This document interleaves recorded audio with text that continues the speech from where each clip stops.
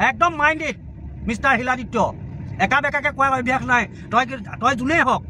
মই তোক স্পষ্টকৈ তই বুলি কৈছোঁ মানুহে হয়তো মোক বেয়া পাব ইমান ডাঙৰ মানুহজনক তই কিয় কৈছ কৈছে যিমানৰ মানুহ তাক সিমানতে থাকিব দিব লাগে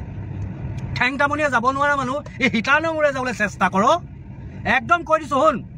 এনেই আল বাল এই সামাজিক মাধ্যমখনত বকি নাথাকিবি তোৰ লেখীয়া বঙালী তোৰ লেখীয়া বঙালী বহুত দেখিছোঁ বহুত আহিলে বহুত গ'ল এনেই অসমীয়াৰ মাজত সোমাই এই অসমীয়াৰ মাজত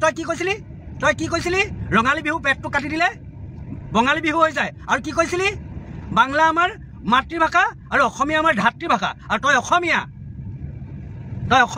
শিকাবি আমাক হা য'তে যি বকি থাকিবি ভুলতো এইফালে নাহিবি